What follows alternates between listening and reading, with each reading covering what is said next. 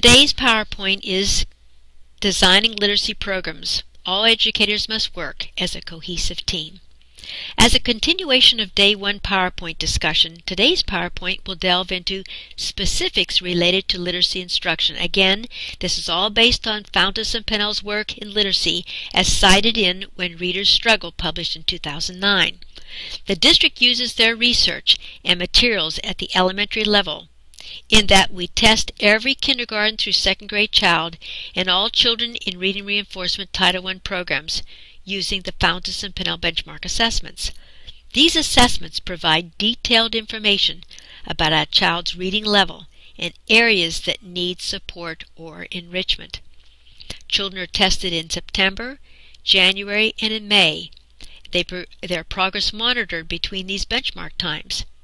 In addition, children in Reading Reinforcement Title I programs are taught using the Leveled Literacy Intervention Program, a program taught by reading specialists that provides intense, focused instruction.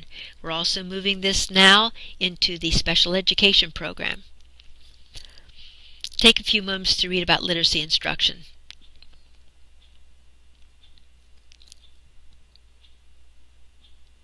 As a review, good first teaching is essential at every grade level. We should focus instruction on all levels of questions, from knowledge-type questions to higher-level questions, questions that are essential-type questions, questions that have no right or wrong answer, questions that make students think, wonder, inquire. I need to tell you, this is powerful. Yes, we have to use lower-level questions, recall questions, factual questions, but as soon as you get children to think and wonder and inquire, that pushes them ahead, that raises the bar, that improves their achievement. Children as early as kindergarten should be exposed to essential questions. Some people think this might be too early. It is not. We have to start with the younger children. It's also critical that time be provided each day for teaching to individual differences. This instruction needs to be intensive and focused. Group instruction will not meet the needs of children who are struggling learning to read.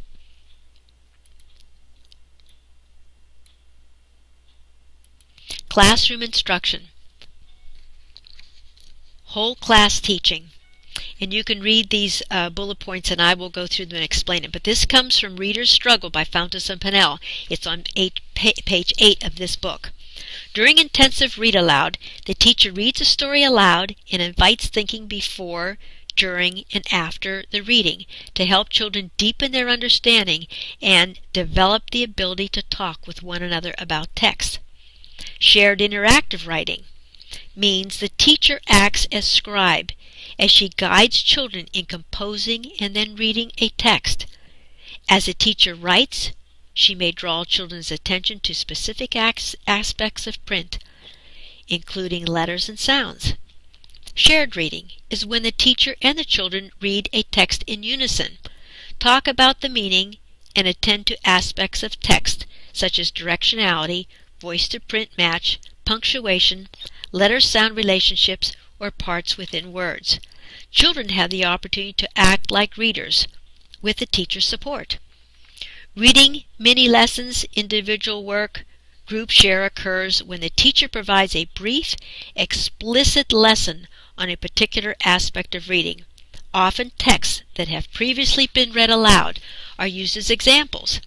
Mini-lessons are also followed by small group work, such as guided reading, literature discussions, or literacy centers, and independent reading. Students then share what they've learned. Then there are writing mini-lessons, individual work, and group share is when the teacher provides a brief, explicit lesson on a particular aspect of writing. Often texts that have previously been read aloud are used as mentor texts. After the lesson, children work on their own pieces and then share their writing. Phonics, spelling mini-lessons, group work, group share is when the teacher provides a concise, explicit lesson on a principle related to letters, sounds, and words. The mini-lesson is followed by application activity in which the children individually apply what they have learned, and then by a group share. Classroom instruction, small group supplemental instruction. It must be organized, coherent, highly effective, and more uniquely tailored to students' needs than the instruction that they would be getting at the same amount of time in the classroom.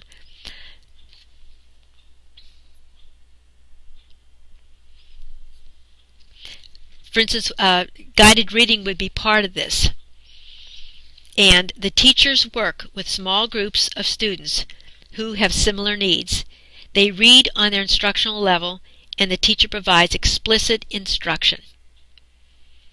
There are book clubs.